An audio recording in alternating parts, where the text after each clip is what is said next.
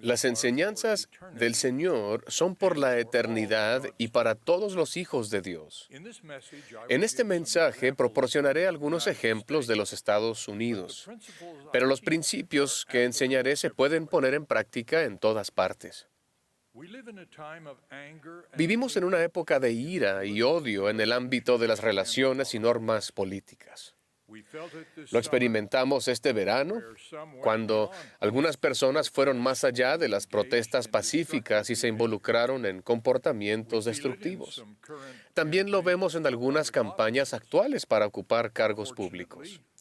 Algo de esto se ha extendido a nuestras reuniones de la Iglesia, donde ha habido declaraciones políticas y referencias hirientes. En un gobierno democrático siempre tendremos diferencias en cuanto a los candidatos y las normas propuestas. No obstante, como seguidores de Cristo, debemos renunciar a la ira y al odio con que se debaten o condenan las decisiones políticas en muchos casos. Veamos una de las enseñanzas de nuestro Salvador que probablemente sea muy conocida, pero que rara vez se practica. Oísteis que fue dicho, amarás a tu prójimo y aborrecerás a tu enemigo. Pero yo os digo, amad a vuestros enemigos, bendecid a los que os maldicen, haced bien a los que os aborrecen, y orad por los que os ultrajan y os persiguen. Durante generaciones se había enseñado a los judíos a odiar a sus enemigos, y en esos momentos sufrían bajo la dominación y las crueldades de la ocupación romana. Sin embargo, Jesús les enseñó a amar a sus enemigos y a hacer el bien a los que os aborrecían. ¡Qué enseñanzas tan revolucionarias para las relaciones personales y políticas! Sin embargo, eso sigue siendo lo que nuestro Salvador nos manda hacer. En el libro de Mormón leemos, porque en verdad os digo, que aquel que tiene el espíritu de contención no es mío, sino es del diablo, que es el padre de la contención. Y él irrita los corazones de los hombres para que contiendan con ira unos con otros. Amar a nuestros enemigos y a nuestros adversarios no es fácil. La mayoría de nosotros no ha llegado todavía a ese estado de amor y perdón, observó el presidente Hinckley, y agregó, requiere casi más autodisciplina que la que podemos tener. Sin embargo, eso debe ser esencial, ya que es parte de los dos grandes mandamientos del Salvador. Amarás al Señor tu Dios y amarás a tu prójimo como a ti mismo. Y debe ser posible, porque Él también enseñó, pedid y se os dará, buscad y hallaréis. ¿Cómo guardamos estos mandamientos divinos en un mundo donde también estamos sujetos a las leyes del hombre? Afortunadamente, contamos con el ejemplo del propio Salvador sobre cómo equilibrar sus leyes eternas con los aspectos prácticos de las leyes hechas por el hombre. Cuando sus adversarios intentaron atraparlo con la pregunta de si los judíos debían pagar impuestos a Roma, señaló la efigie del César en las monedas y declaró, pues dad a César lo que es de César, y a Dios lo que es de Dios. Por tanto, hemos de seguir las leyes de los hombres, dar a César, para vivir pacíficamente bajo la autoridad civil, y seguimos las leyes de Dios hacia nuestro destino eterno. Pero ¿cómo lo hacemos? En especial, ¿cómo aprendemos a amar a nuestros adversarios y enemigos? La enseñanza del Salvador de no contender con ira es un buen primer paso. El diablo es el padre de la contención, y él es quien tienta a los hombres a contender con ira.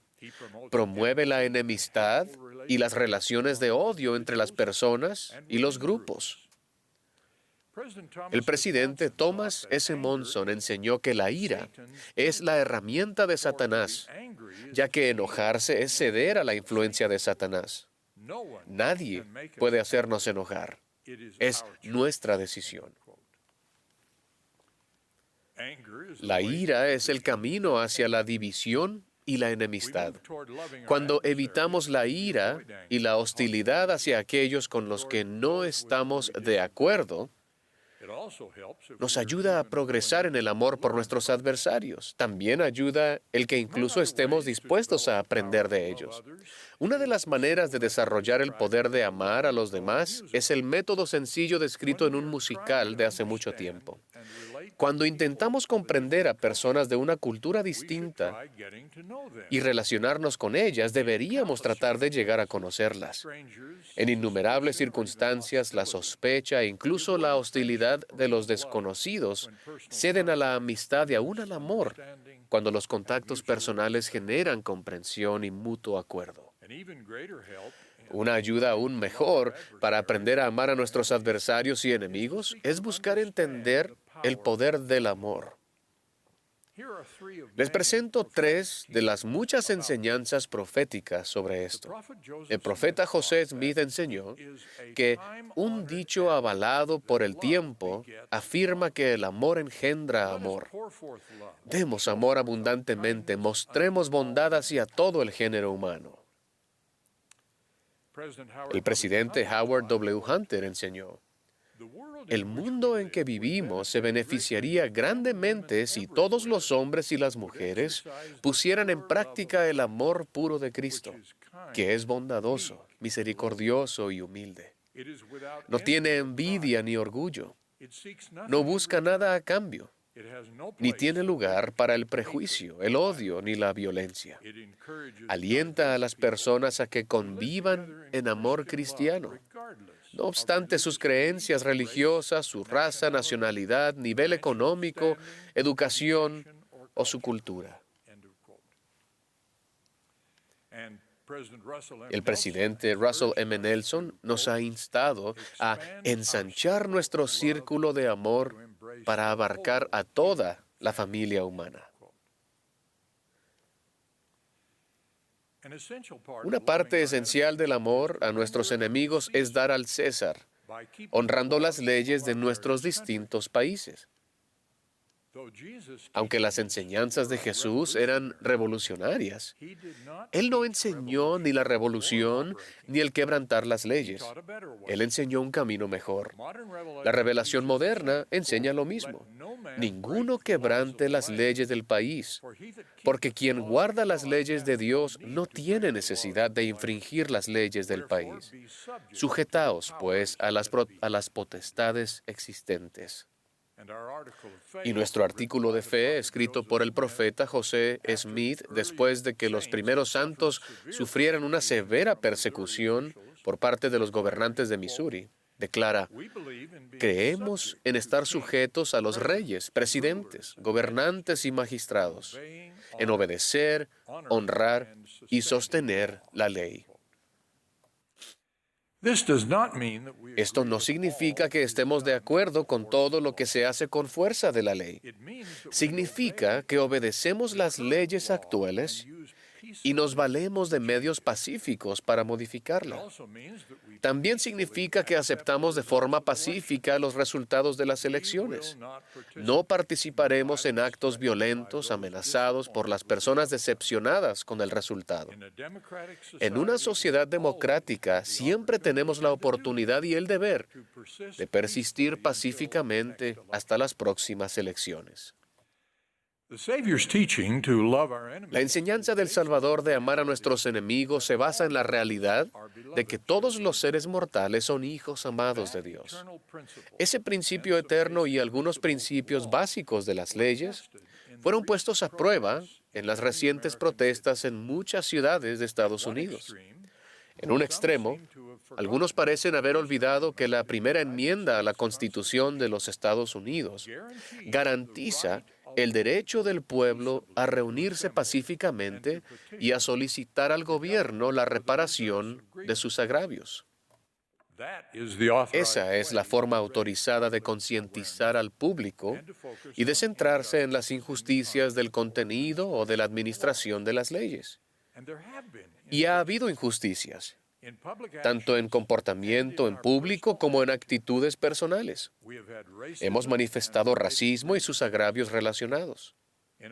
En un persuasivo ensayo personal, la reverenda Teresa A. Deer de la Asociación Nacional para el Progreso de las Personas de Color nos ha recordado que el racismo florece en el odio, la opresión, la pasividad, la indiferencia y el silencio. Como ciudadanos y como miembros de la Iglesia de Jesucristo de los Santos de los Últimos Días, debemos mejorar para ayudar a erradicar el racismo. En el otro extremo, una minoría de participantes y partidarios de estas protestas y de los actos ilegales que se han derivado de ellas, parecen haber olvidado que las protestas protegidas por la Constitución son protestas pacíficas. Los manifestantes no tienen el derecho a destruir, vandalizar o robar propiedades, ni a socavar los legítimos poderes policiales del gobierno. La Constitución y las leyes no contienen ninguna invitación a la revolución o a la anarquía. Todos nosotros, policías, manifestantes, partidarios y espectadores, debemos entender los límites de nuestros derechos y la importancia de nuestros deberes para permanecer dentro de los límites de la ley en vigor.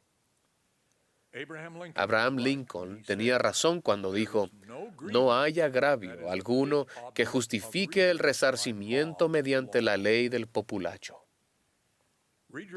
El resarcimiento de agravios a través de los populachos constituye un resarcimiento por medios ilegales. Eso es anarquía, una condición que no cuenta con gobiernos reales ni con policía formal, que socava los derechos individuales en lugar de protegerlos. Una de las razones por las que las recientes protestas en los Estados Unidos resultaron espeluznantes para muchos fue que las hostilidades e ilegalidades que experimentan diversos grupos étnicos en otras naciones no deben experimentarse en los Estados Unidos. Este país tiene que ser mejor en la erradicación del racismo, no solo contra estadounidenses de raza negra, que fueron los más visibles en las recientes protestas, sino también contra los latinos, los asiáticos y otros grupos. La historia del racismo de esta nación no es una de aciertos y debemos mejorar. Estados Unidos fue fundado por inmigrantes de diferentes nacionalidades y diversas etnias. Su propósito unificador no fue establecer una religión en particular, ni perpetuar ninguna de las diversas culturas o lealtades tribales de los antiguos países. Nuestra generación fundadora procuró unificarse por medio de una constitución y leyes nuevas. Eso no quiere decir que nuestros documentos unificadores o la comprensión entonces vigente de su significado fueran perfectos. La historia de los primeros 2 siglos de los Estados Unidos mostró la necesidad de muchos refinamientos, como el derecho al voto de las mujeres y, en particular, la abolición de la esclavitud, incluyendo leyes que garantizarían que los que habían sido esclavizados disfrutaran de todas las condiciones de la libertad. 2 eruditos de la Universidad de Yale nos recordaron hace poco: a pesar de todos sus defectos, los Estados Unidos está provisto de manera única para unir a una sociedad diversa y dividida. Sus ciudadanos no tienen que elegir entre una identidad nacional y el multiculturalismo. Los estadounidenses pueden tener ambas cosas. Sin embargo, la clave es el patriotismo constitucional. Debemos permanecer unidos por y a través de la Constitución, independientemente de nuestros desacuerdos ideológicos. Hace muchos años, un ministro de Asuntos Exteriores británico brindó este magnífico consejo durante un debate en la Cámara de los Comunes: ni tenemos aliados eternos, ni tenemos enemigos perpetuos. Nuestros intereses son eternos y perpetuos, y es nuestro deber atender esos intereses. Esa es una buena razón secular para atender los intereses eternos y perpetuos en los asuntos políticos. Además, la doctrina de la Iglesia del Señor nos enseña otro interés eterno para guiarnos. Las enseñanzas de nuestro Salvador que inspiraron la Constitución de los Estados Unidos y las leyes básicas de muchos de nuestros países. La lealtad a la ley vigente en lugar de la lealtad a los aliados temporales es la mejor forma de amar a nuestros adversarios y a nuestros enemigos, a medida que buscamos la unidad en la diversidad. Saber que todos somos hijos de Dios nos proporciona una visión divina del valor de todas las personas y la voluntad y la capacidad de elevarnos por encima de los prejuicios y el racismo. Después de haber vivido en muchas partes de esta nación, el Señor me ha enseñado que es posible obedecer y procurar mejorar las leyes de nuestra nación y también amar a nuestros adversarios y a nuestros enemigos. Si bien no es fácil, es posible con la ayuda de nuestro Señor Jesucristo. Él dio el mandamiento de amar y nos promete su ayuda si procuramos obedecer. Testifico que nuestro Padre Celestial y su Hijo Jesucristo nos aman y nos ayudarán. En el nombre de Jesucristo. Amén.